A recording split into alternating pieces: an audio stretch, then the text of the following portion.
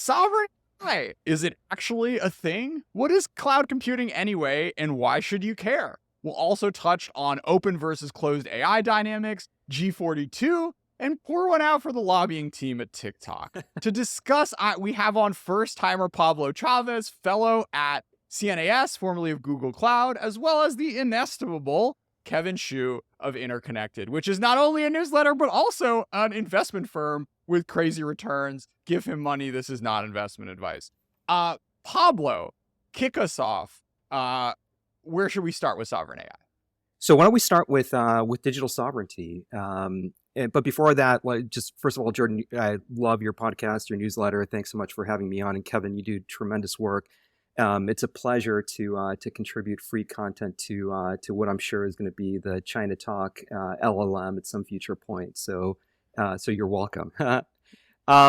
Look, I think that all of this starts with the cyber sovereignty movement in China in the late 90s and early aughts. And essentially, this was kind of an effort to push back in many ways on the internet freedom movement promoted by the US government from the Clinton administration on through the current Biden administration.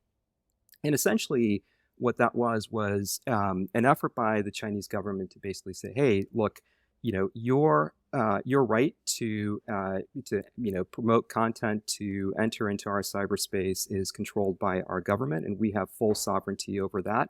And so it went from kind of a slogan and essentially a political slogan, maybe a marketing term, to a much more concrete manifestation on many fronts. So obviously there was content blocking and filtering, but one of the most interesting things that the Chinese government did, around the 2010s, was to start putting restrictions on cloud computing and specifically American cloud computing companies.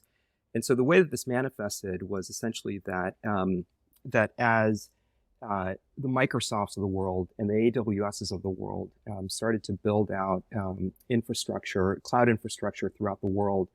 In the Chinese context, what the government did was require those American companies to enter into joint ventures with a local partner and essentially give up part of ownership of the physical infrastructure, give up some ownership of the IP, and essentially kind of like operate under a very kind of much more constrained system of control than existed for cloud providers in other countries. Now, the important thing about this is that this was also around the time that much of the digital world was starting to move into cloud infrastructure, and that is, essentially data centers and computers that are rented out by corporations and other organizations. So cloud and cloud data centers started to be, a much more critical kind of point of entry for the digital world than it had been before. So that was kind of a first manifestation of cyber sovereignty, and which we kind of know as digital sovereignty now. The concept and the movement didn't stop with China, perhaps because of the kind of 1-2 punch of U.S.-China tech competition, as well as COVID.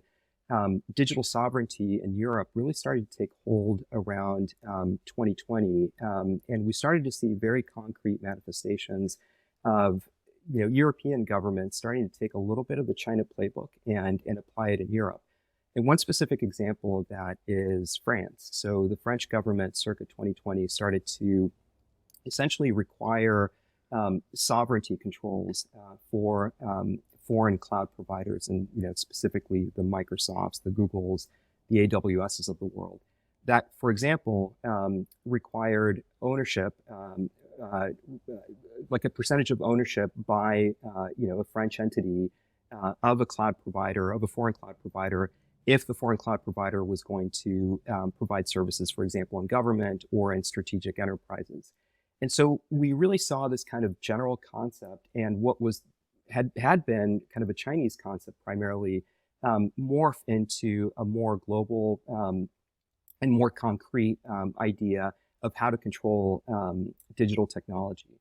And so that ultimately became the foundation for what we talk about now as AI sovereignty, because cloud, when you think about AI sovereignty, as I kind of understand it and as I've seen it, it's essentially a government, a nation, trying to control the AI stack. And by that, I mean, models, technical infrastructure, and also data.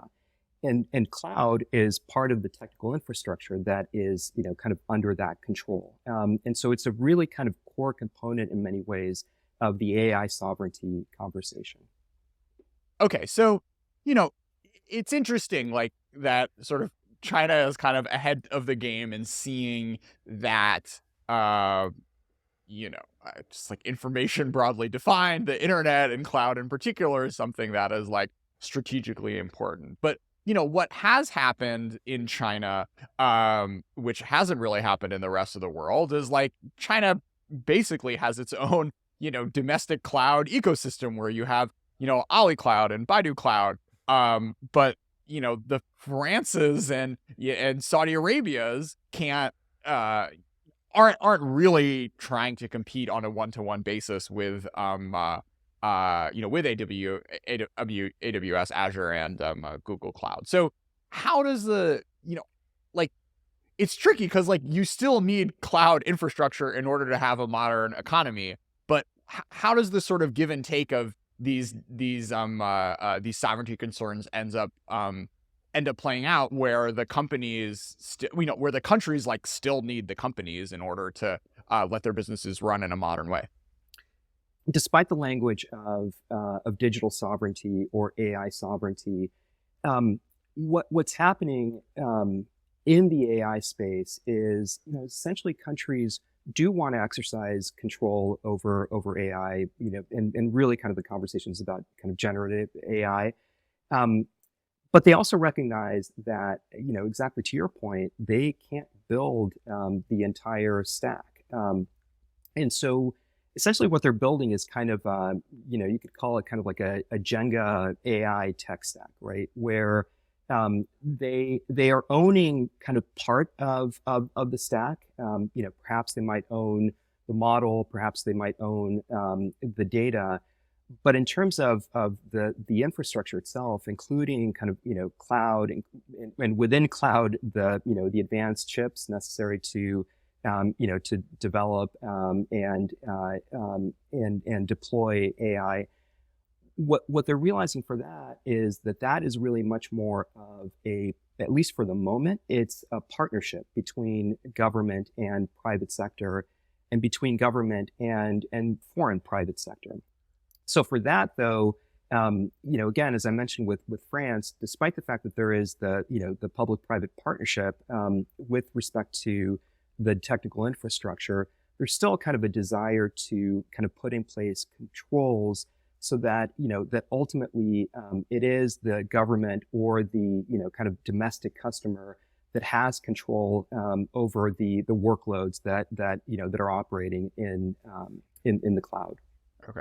So I see a lot of arguments against this. It seems like it could be wasteful and expensive and, harm domestic innovation or whatever. And, you're basically never going to get enough scale to compete with it. So maybe Kevin and Pablo, why don't you guys start off by making, the best cases you can, maybe outside of the China context for like, countries around the world to, control as much of the AI domestically as they can. On this, do you need or not need sovereign AI question? I actually went through a recent personal kind of 180.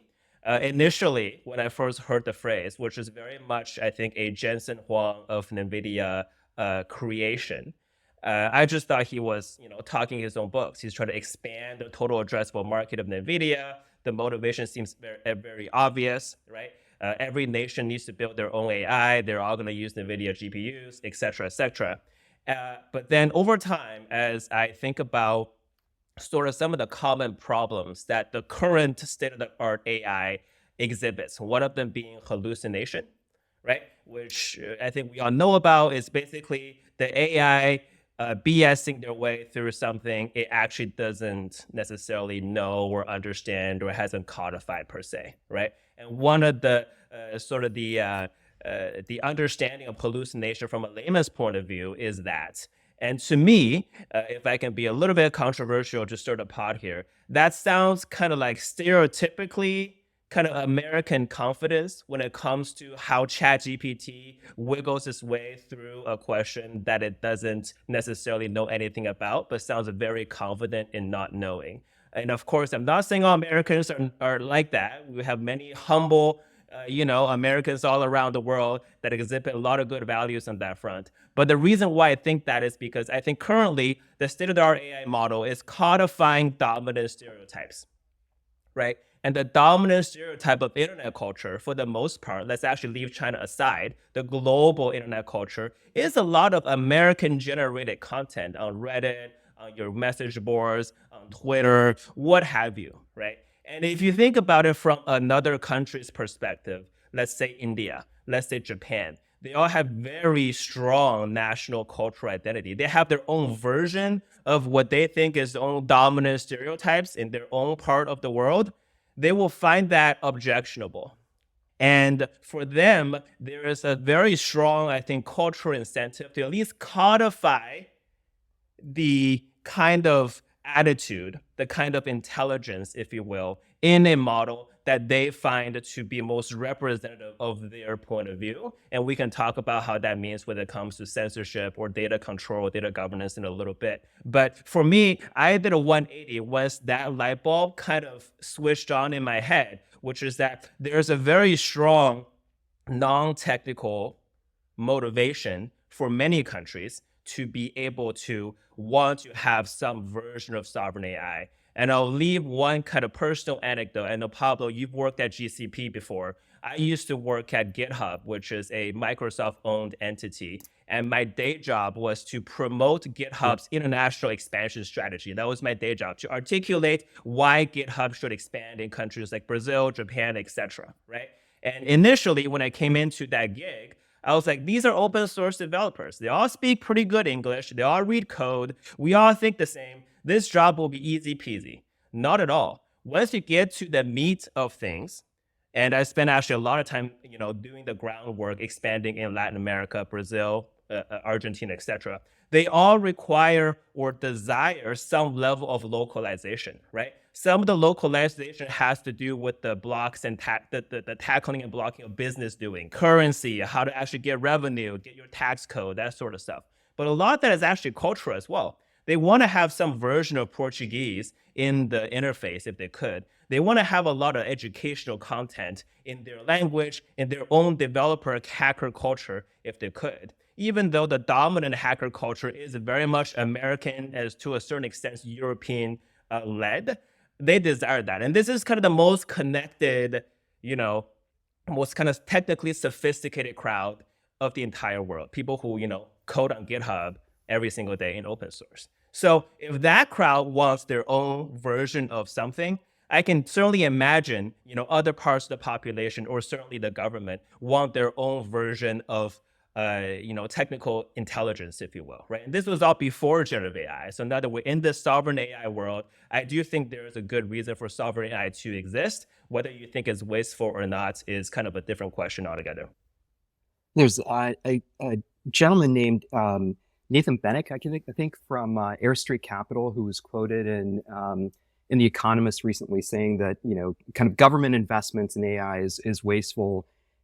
Perhaps, but you could say the same thing about, kind of venture capital, 95% of venture capital investments. That doesn't make, the endeavor, misguided. And it doesn't mean that, that good can't come out of it. I'll say just a couple of things. I mean, one, just to echo a point that Kevin's making. If you look through kind of the documentation of the, various sovereign foundation models and LLMs that have been popping up around the world, the language and the cultural points are actually like very, very strongly made. One that kind of comes to mind is the Sea Lion LLM that's being developed in Southeast Asia, led by the Singaporean government. I think it stands for Southeast Asian Languages in one network LLM, so Sea Lion. And it's funny because the person who's responsible for the project, basically said like, look, we have 11 languages, major languages in the region. Those are not necessarily reflected in American commercially available generative AI products. And what's more, kind of our regional culture isn't, necessarily reflected. And it's funny because in the quote, this person says, "We're not woke," and those products are woke. So it's just it's kind of just this interesting kind of combination of like protecting language and culture that I think has a lot of validity. As Kevin has explained. Look, honestly, from my perspective, I'm still kind of wondering whether sovereign AI is worth it, whether it is real in the longer term. But it is definitely real right now, and I guess I would just say like a couple of things about this. One, my own interest in sovereign AI comes out of like this quote from Kai-Fu Lee from 2018 that I've thought about a lot, during my time at Google and since then. And essentially what Kai-Fu, who, by the way, is a very, very smart individual, venture capitalist, technologist, kind of a key player in both Google China and Microsoft China. What he said at the time was that, essentially, AI would be kind of a two-player, this kind of dyadic game between the US and China, and that, ultimately, at the end of the day, the US and China would have dominance. They would be generating the most revenue from AI, and that every other country in the world would essentially have to line up with China or with the U.S. essentially as vassal states to those two countries.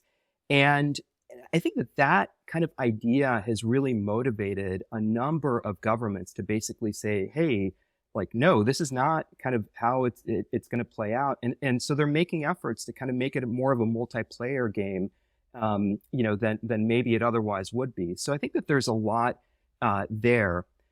The one other thing that I would add too is that this is actually kind of whether you believe that this is, a long-term trend or not, or whether it's a good trend or not, if you're kind of, making kind of a normative judgment on it, looking at sovereign AI does really kind of complete the picture of kind of the geopolitics of AI, right? So a lot of conversations these days are about governance of AI, responsible AI. So really kind of the constraints on AI. This conversation, I think, and I think that the general notion of sovereign AI is much more about the build side, right? Like, the point that Emmanuel Macron made last year, which is that like, if you're not building AI and you're only regulating it, then you're losing out as a country. And so I think that this kind of really completes that picture. And it's something that should be looked at by policy analysts and other policy players to really kind of understand the trend and see kind of where it goes. So, a few points to pick up on this. I'm sold on the Kevin idea of AI is important for countries. And I think a lot of folks, a lot of governments around the world feel burned that Google and Facebook basically got to set the rules of the road for how, the social media age is regulated, and they're not kind of comfortable with that happening again. Now, at what level of the stack are you focused on being sovereign? And at what level of the stack is it realistic to be sovereign? I mean, from the data center perspective, like, okay, if Google just like has a VIE and is running, has some data centers in your country as opposed to the country next door, like, that's maybe nice. Like you get a few jobs, but I don't think you can like exert a ton of leverage there. Singapore buying 5,000 GPUs and like training a little thing to make sure that some local languages get a little more representation seems to be kind of nice, but also the sort of thing where you could just set some access requirement and like make GPT-5 score at 95% in your local language that it does in English or something, and then they'll train on the data like far better and more efficiently than your government employees ever can. Kind of go from there. So maybe there's something to the Macron, like if you're not building, you can't really understand it. You don't have any skin in the game. But, coming back to the Pablo point of, this is a dyad this is like a, there's a lot of like gains to scale. I think that's definitely like the broader trend we're seeing with, Llama 3 and Anthropic and OpenAI. Like, it seems like on the one hand, there are only going to be a few players with enough GPU access and money to keep scaling. But on the other hand, like, hey, I don't know if this just, if like frontier AI just turns out to be this commodity product, then maybe there actually is this whole new universe and on which more localized companies can play that are going to be applying the gains to their markets, in which case maybe it isn't a big deal that OpenAI isn't Singaporean or French or what have you. I think for me, a couple points on that, Jordan. One is that I actually think there's enough tools for current governments to satisfy their own definition of what sovereign means to them.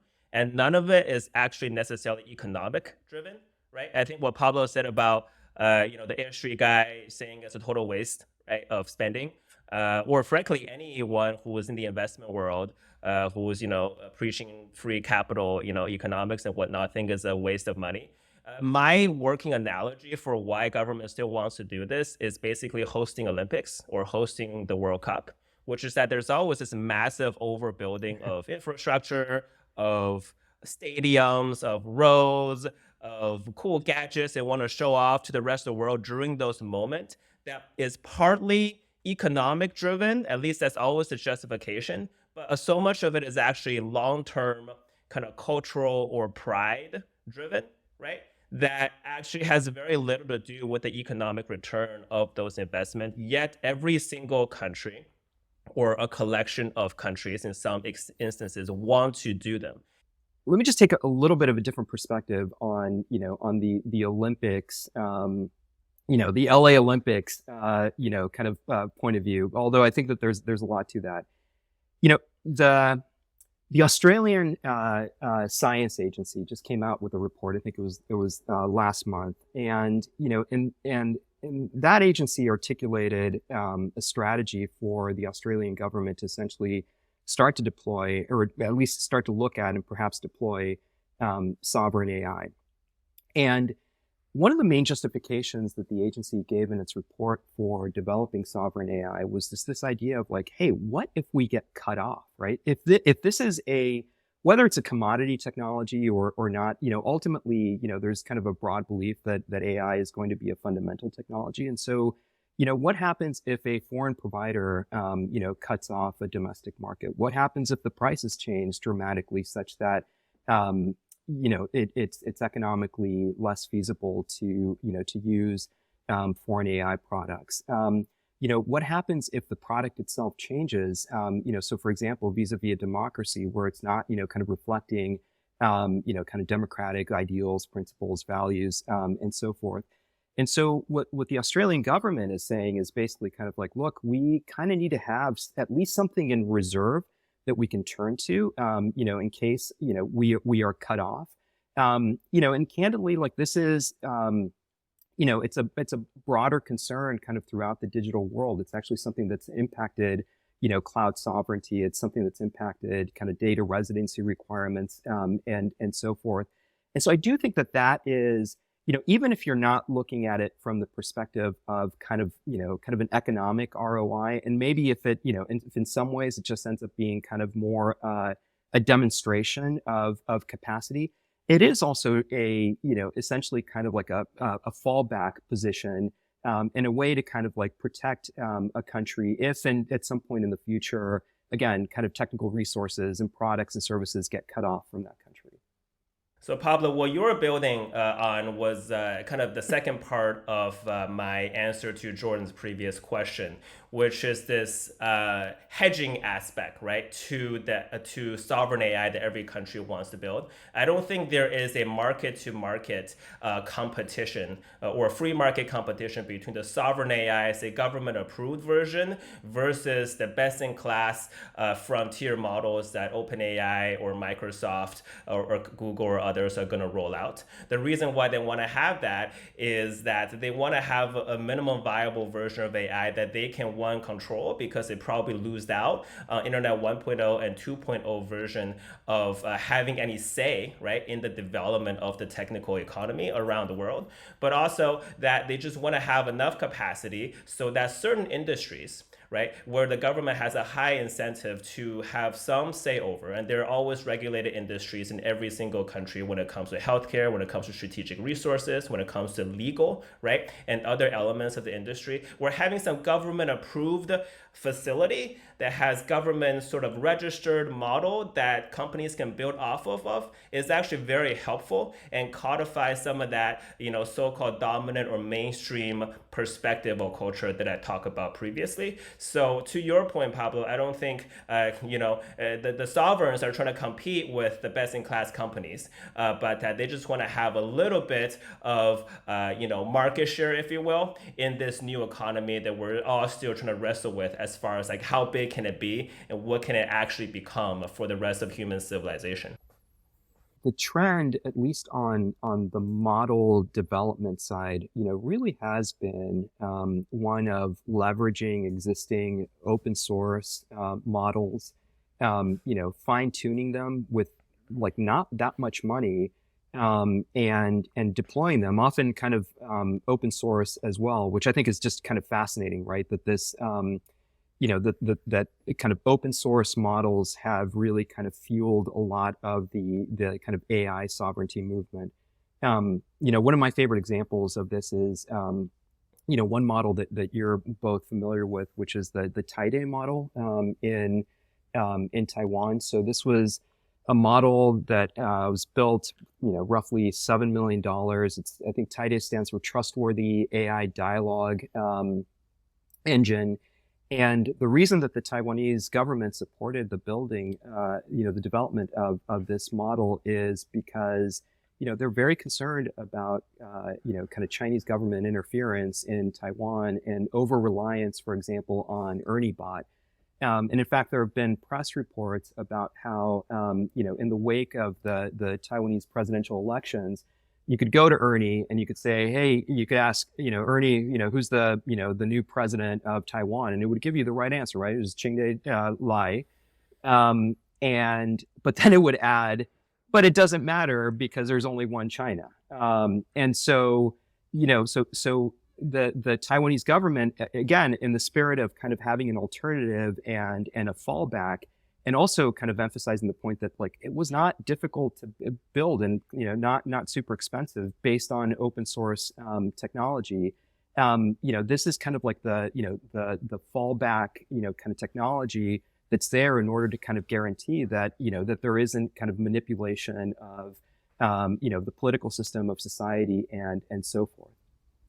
That's right. And if I could add one more to what you said, Pablo, it makes me think of the grounding technique that is very necessary, right, when it comes to all AI model training. And one thing I remember from a few weeks ago when your old employer, Google Cloud Platform, had their annual conference, right? I think one of the biggest headline grabber for me is that they're now providing grounding based on Google search for models trained on GCP, right?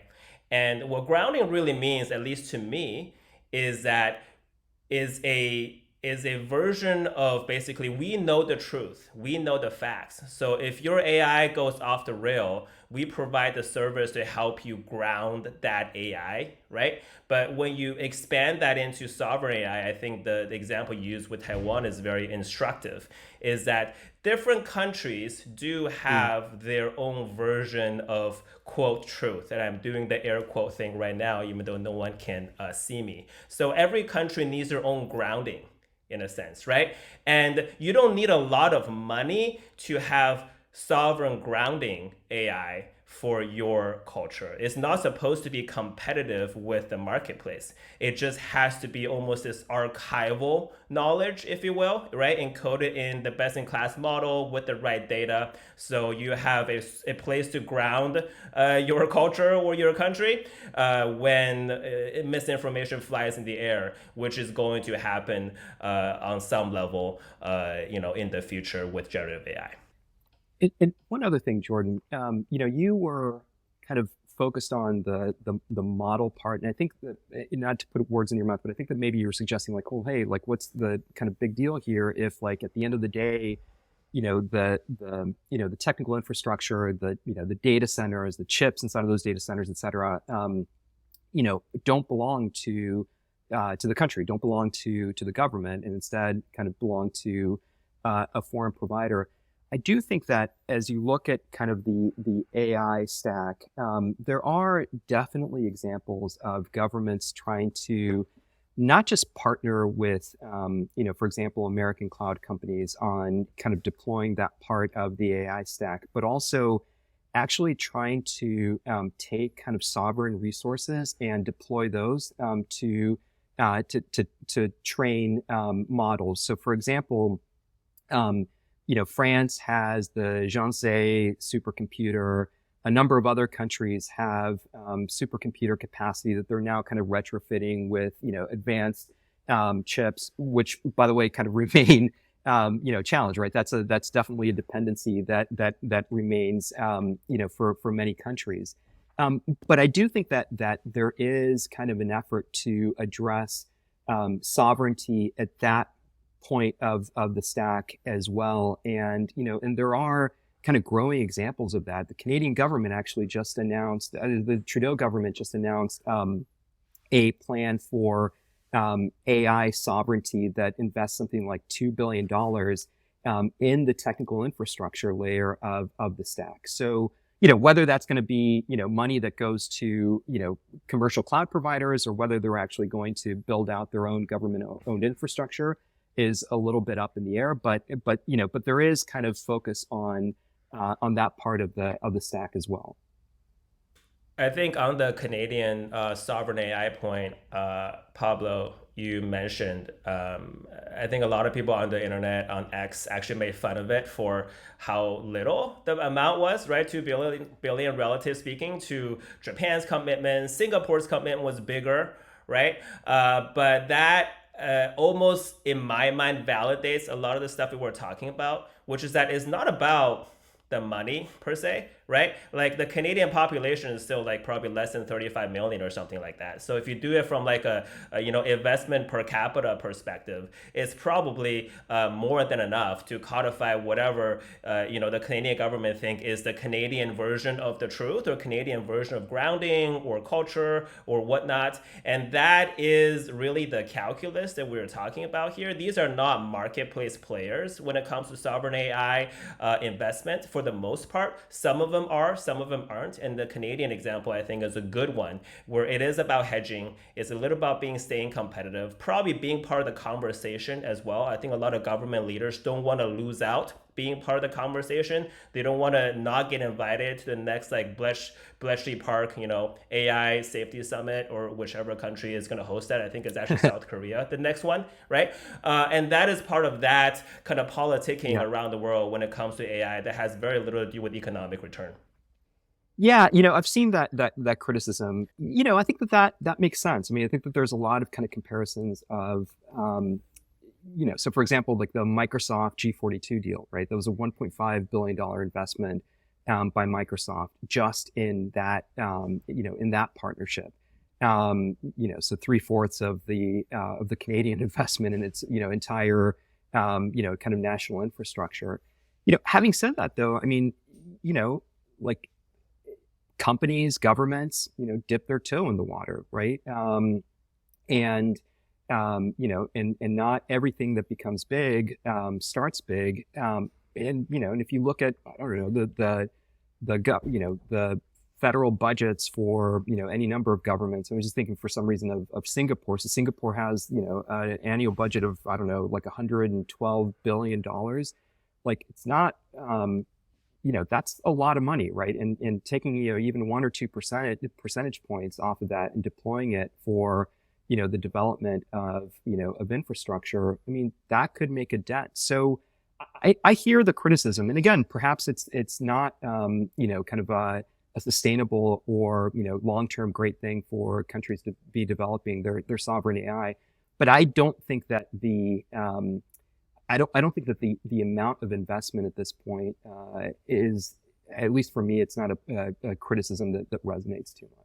So one thing that makes sovereign AI easier is not having to rely on closed models. The big news of this month was Mark Zuckerberg's release of Llama 3, which is, for all intents and purposes, seems to be roughly comparable with what GPT-4 and Claude are currently putting out on the market. I just want to take a little brief detour from the media strategy that they did to launch this by doing an interview on the Dwarkesh podcast, which I think should be inspirational to all the listeners out there. Look, if you, I think the sort of Dwarkesh arc is a little instructive. He went from literally being in college, bored during COVID, and just put in more work than any other podcaster. And where some people would prepare for an hour or 5 hours, he would prepare for 2 weeks for each episode. And it really showed.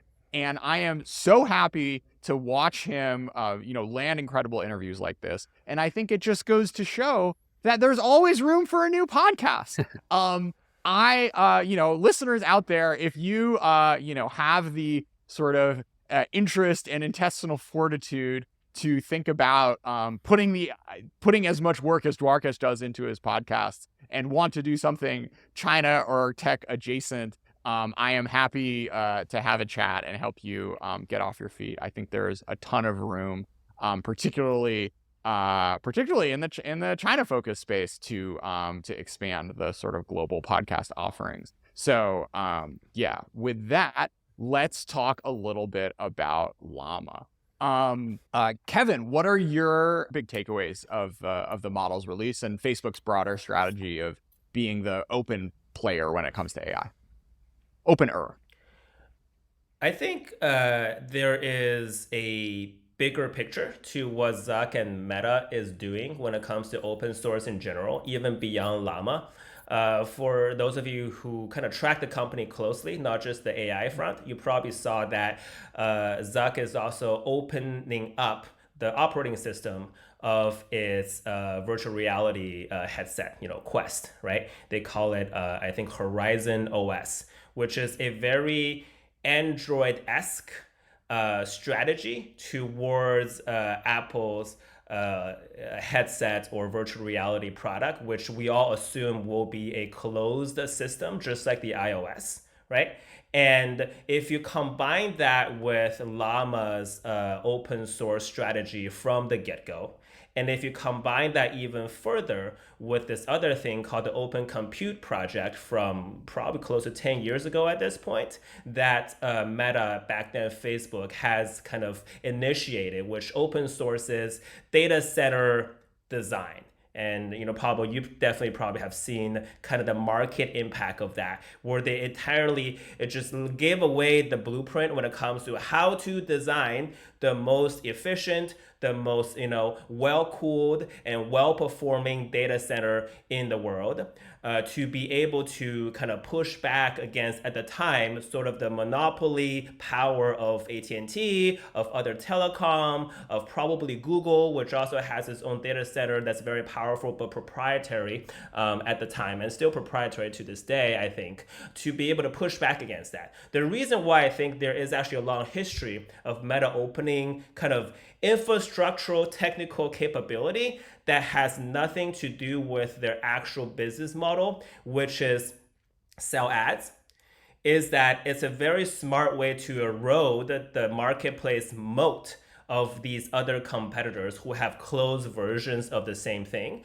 And notice I did not talk about geopolitics, did not talk about sovereign AI, did not talk about any of this stuff that we may like to talk about when it comes to open source, which is that there's a very strong business strategic motivation to open sourcing all the stuff that you don't necessarily need to monetize directly. Right. So I think the Llama model, kind of open sourcing up to this point is a direct way to erode the moat of OpenAI's model, of Google's Gemini model, which I think is mostly closed, but the smaller version is open source, and some of these other competitors that Meta is trying to battle.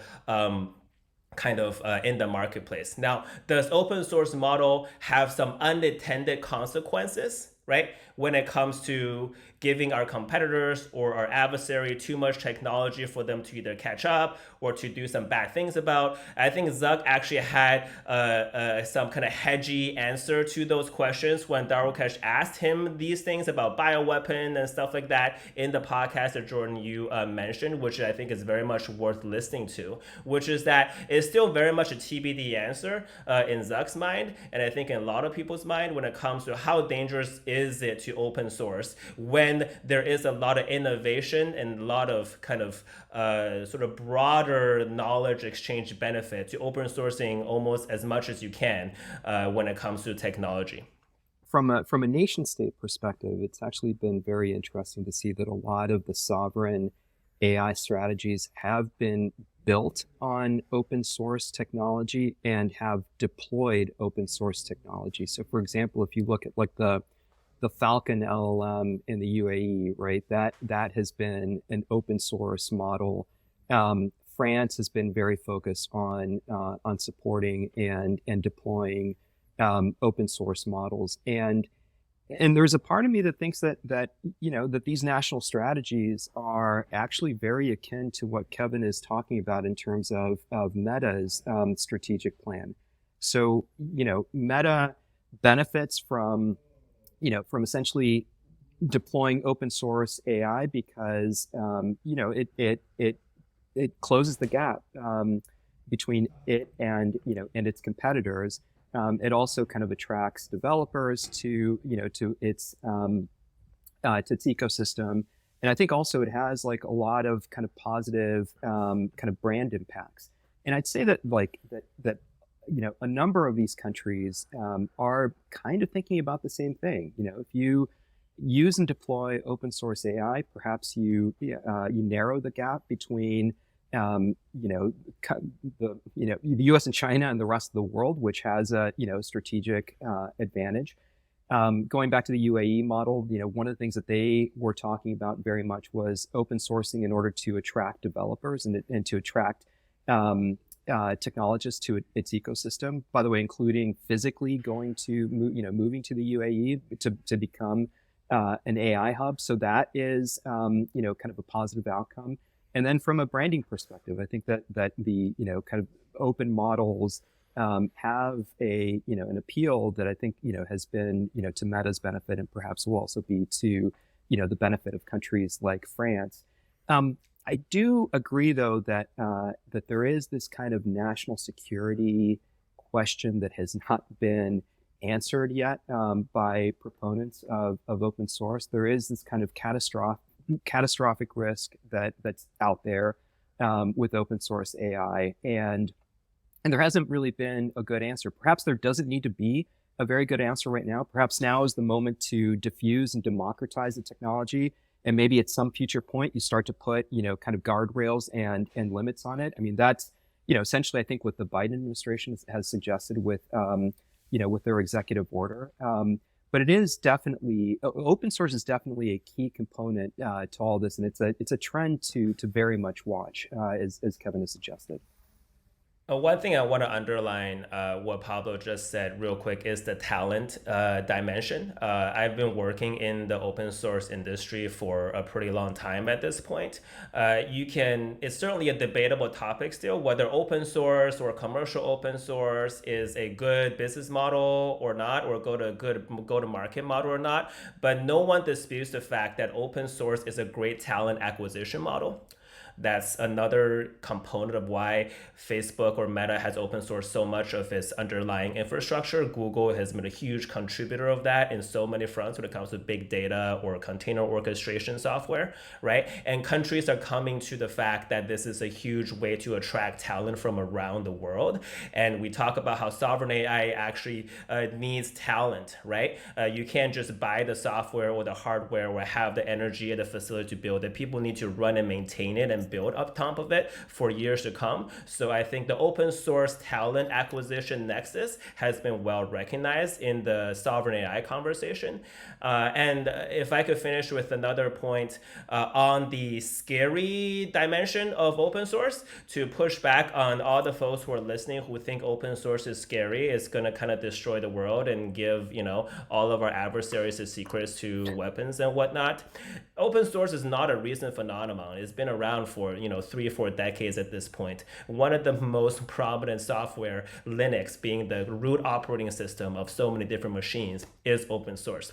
And if that piece of software being open and usable to all countries and all players still hasn't, become the reason why we just have non-stop cyber attack that's going to steal secrets and data from around the world, I think there's a good example out there where having open but infrastructure critical software out there in the open actually makes software and technology more secure, not less secure, because of the number of eyes around the world that is always ready to patch up any security vulnerability when proprietary within the closed wall software development is actually more vulnerable. So that is a bit of a soapbox that I have, but I'm obviously happy to listen to the other side and be corrected as always. But that's kind of where I'm coming from when it comes to open source being a feared aspect. I think is vastly overblown and not necessarily supported by history or evidence.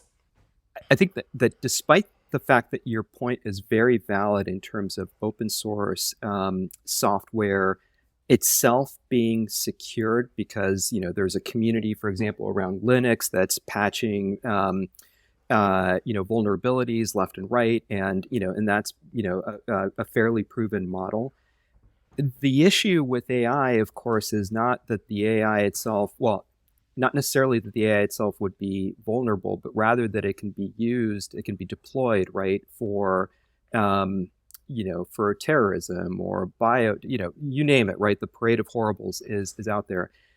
And I think that the open source community has not quite come up with a particularly compelling answer to that question about misuse and what you do about it. I mean, perhaps the answer is just that is part of the risk, right? In the global deployment of advanced technology. But I think that it is kind of one of the remaining questions. And, and one kind of point that's been made to me is, what if we were talking about, advanced chips that were, kind of open source? What if, would that be a good thing? And, and aren't we benefiting from the fact that that's proprietary technology that at the very least, helps the US government kind of slow down, kind of the PLA's, technological advancement, just as an example?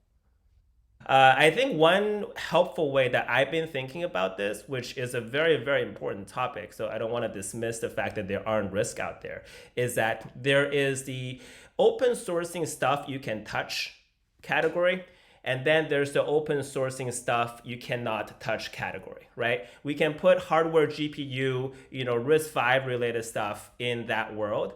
And I think Yes. there's probably a good way to think about how to properly kind of restrict the level or the amount or the degree in which you open source some of this know-how so we still glean or accrue the benefit of innovation, globally speaking, without sort of giving away the secrets that could harm us. That's the stuff you can't touch. But when it comes to pure digital code, open source software, I think there's a very good set of historical examples to show how open sourcing code will only make the code that we all need to rely on stronger and more secure. And if you're afraid that those code can be applied and abused to create things like bioweapon or nuclear weapon or terrorism acts or whatnot, those are physical products and activities that are harmful. So the right way to think about regulating them is still to regulate the actual materials that could be used to make chemical weapon or to make bioweapon or to make nuclear weapon. Right. We still need to have a regime around restricting uranium misuse, not the code that could, I don't know, possibly lead to them being made in a better way, because that's an easier way to regulate, right?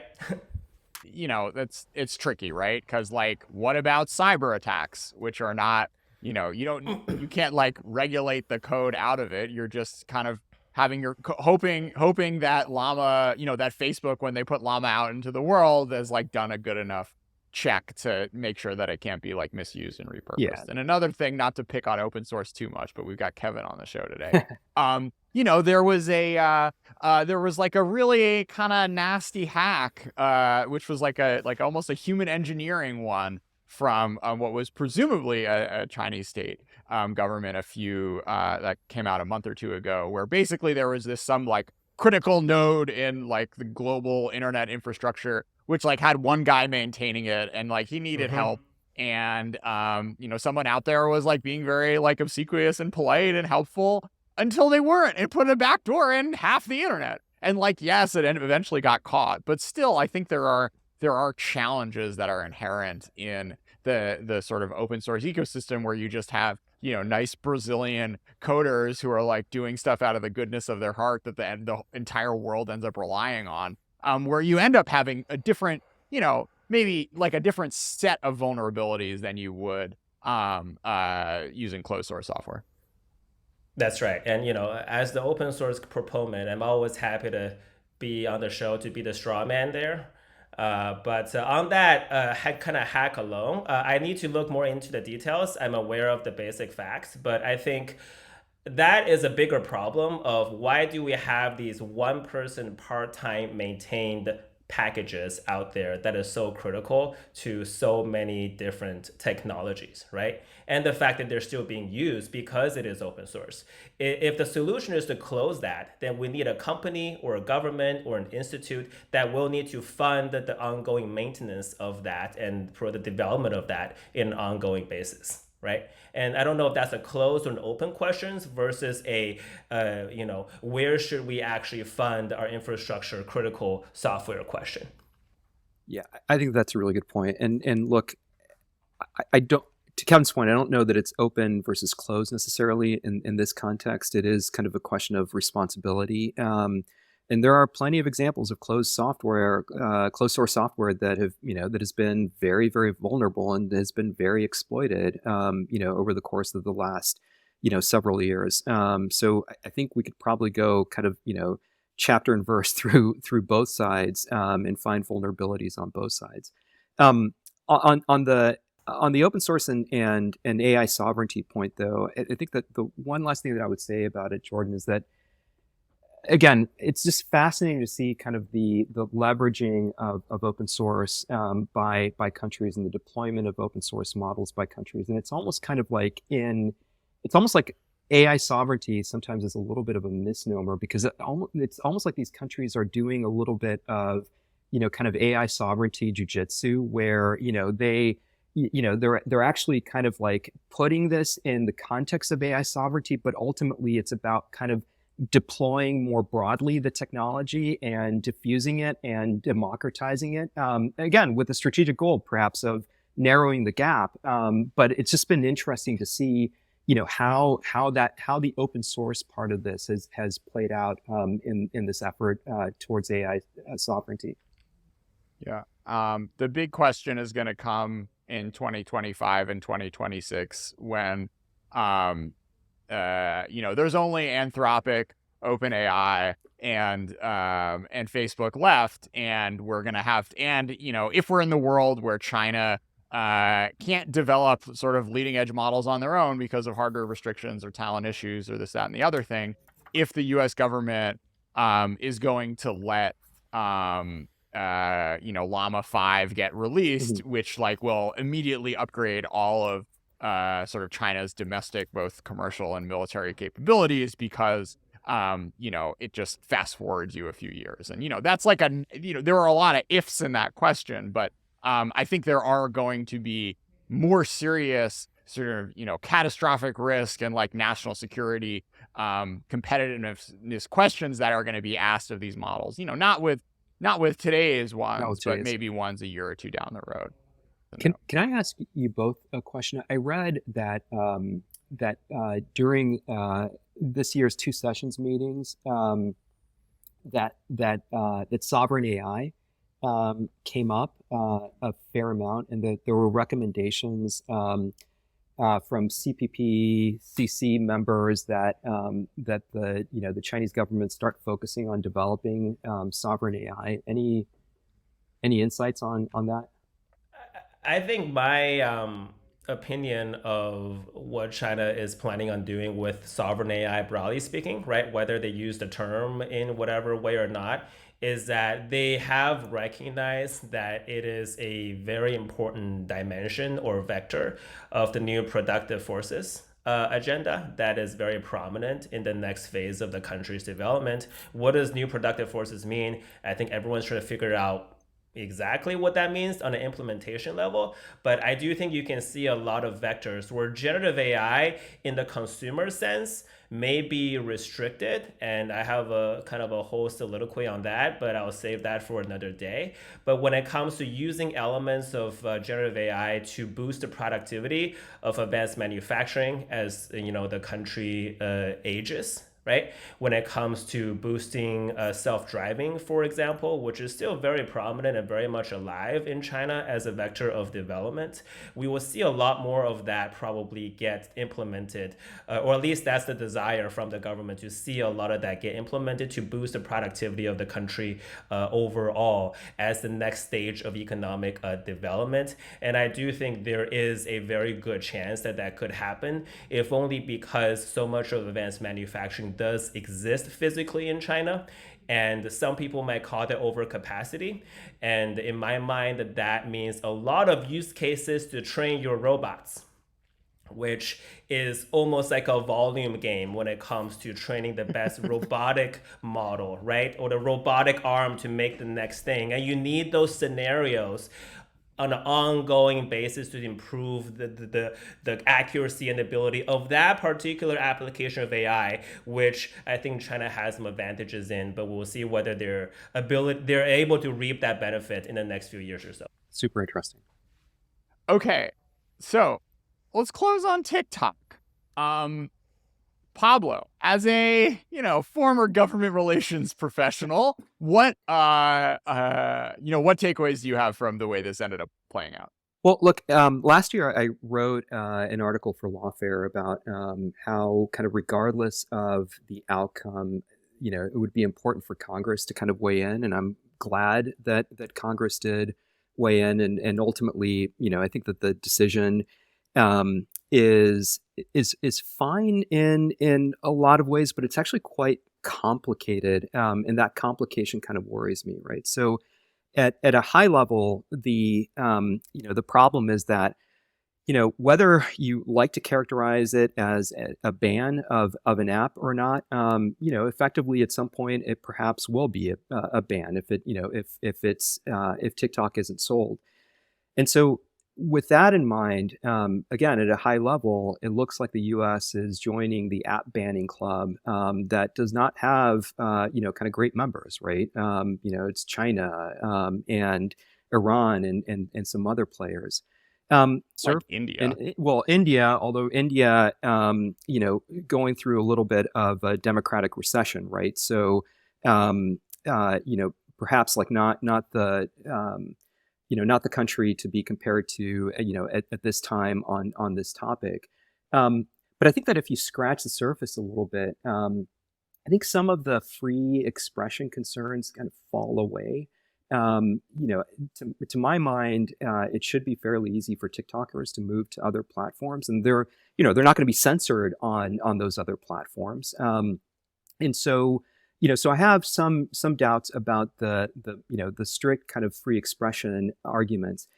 I do think, though, that the U.S. government is going to have quite a challenge internationally, because it is probable that a number of countries are going to use the TikTok example to take action against American social networks. And to that end, I think it's going to be super important for the State Department and other parts of the federal government to distinguish very, very clearly between the action that the U.S. government is taking and and app bans in countries like China. And so, I'd say that process is going to have to be emphasized, which is actually really important, right? I mean, it was rule-bound, transparent, open process that led to this legislation. The impact, again, as I said, I don't think that this is going to have much of an impact on the free expression rights of individual Americans. So that has to be emphasized. I think system has to be emphasized as well. Like, this is the exception to the rule versus the rule in countries like China. And then finally, scope. I think we're going to be very, very clear about the fact that this was about, like restricting an app that, effectively, if the reports are correct, is controlled, by a foreign adversary country that perhaps may be interested in, interfering with our, democratic system. So I think that some of the harder parts of all this are coming, and it's going to be I think a heavy lift for the U.S. government vis-a-vis, other governments around the world. My big hypothetical is, to what extent it was them playing this hand incredibly poorly that led to the legislation getting passed versus just a difficult fact pattern for TikTok to argue its way through.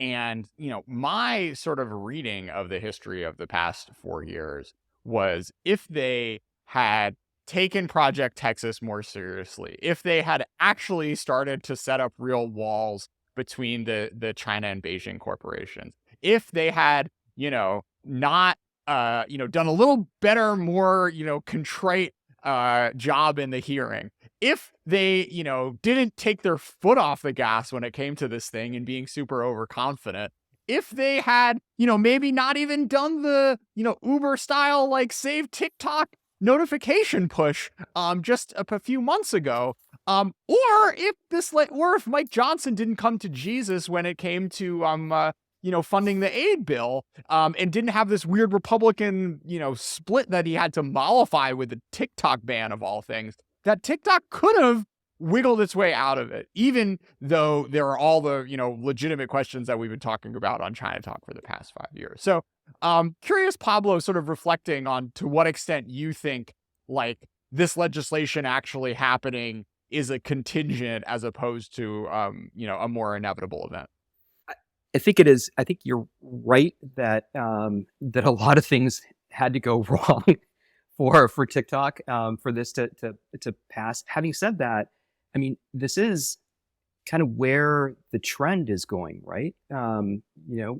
We are, if you look kind of across the board, you look at kind of what USTR did, with respect to kind of like pulling away from, its advocacy for, or against, data flow restrictions, against data residency requirements and so forth. Again, kind of going back to the AI sovereignty conversation, this seems to be kind of where, a lot of internet governance is going. And it's interesting because, looking at the TikTok case through the lens of sovereign AI, TikTok, as you know, is, ultimately driven by an AI, algorithm, right? And it may be kind of one early example of, of an AI product, being blocked from a country.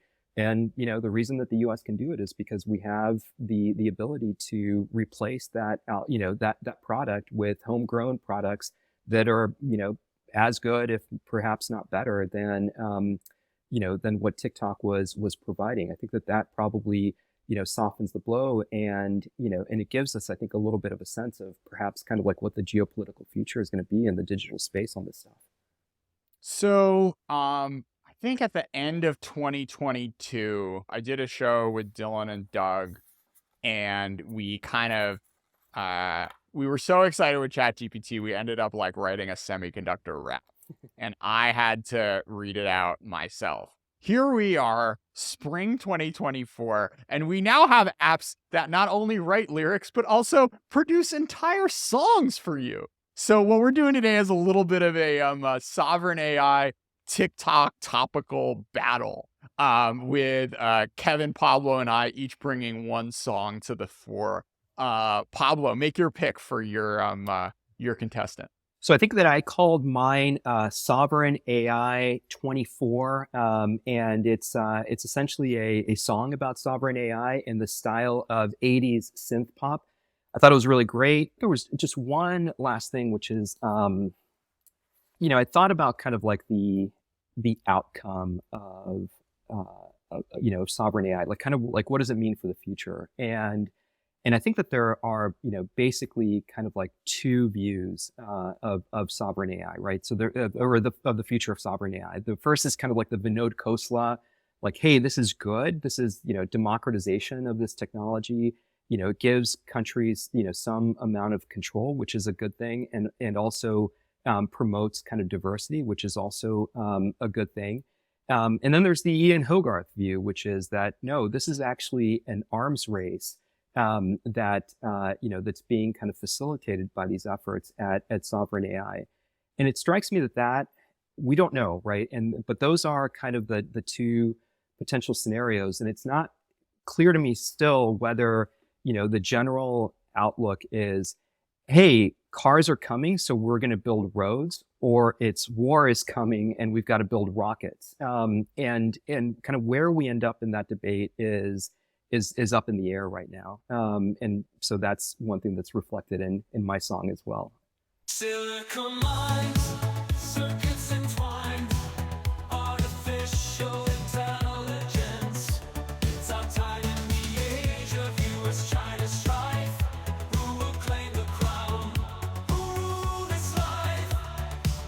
Binary hearts, voices in the machine, code reigning supreme in neon sheen. Technological whispers, secrets they harness. On the precipice we stand, hunger for progress. Digital dominion, the future is calling. The battle of machines. The world is falling in the race for supremacy. We'll find a way in the age of AI sovereignty. Let the synths play.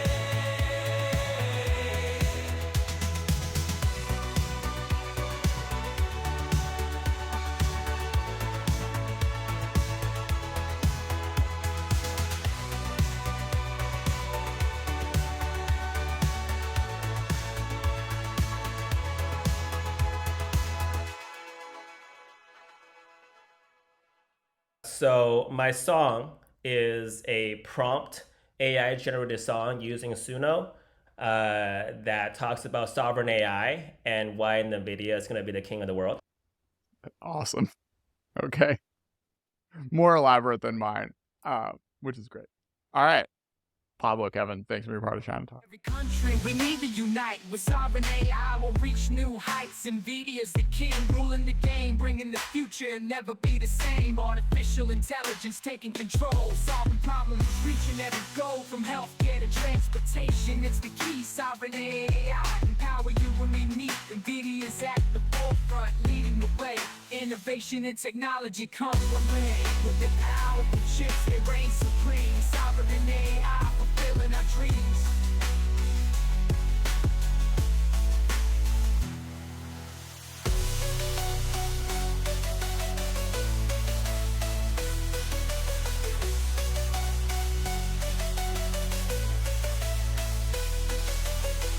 NVIDIA's at the forefront, leading the way. Innovation and technology come what may. With their powerful chips, they reign supreme. Sovereign AI, fulfilling our dreams.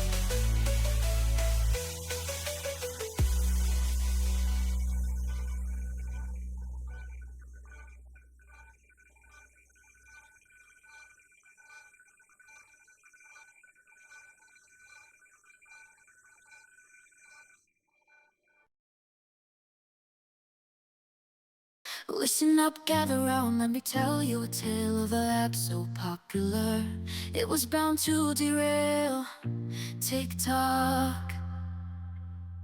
The name, a ticking time bomb, Congress on a mission to drop the napalm. It started whispers in the halls of DC. Scallies and his crew, plotting secretly. They knew the stakes, the data at risk, so they worked in the shadows, moving brisk. But TikTok had eyes everywhere you see, lobbying left and right, trying to break free. They thought they could sway with their influence might, but little did they know it was a losing fight. The bill took shape like a phoenix from the ashes. Gallagher and Raja, the team working flashes. DOJ and NSC adding their weight, making the bill bulletproof, sealing TikTok's fate. Biden scramble, caught in the crosshairs, ads on the airwaves, nuns and ranchers in despair. But the bill had momentum, a snowball effect. TikTok's defense was crumbling like a house of cards decked. The vote was swift, a landslide victory. McMorris Rogers Committee on NMS story. TikTok's allies faltered, their support a mirage, as the bill raced forward like a stealth barrage. The Senate made tweaks and minor concessions, extending the timeline, small digression. But the bill's fate was sealed with the presidential stroke. TikTok.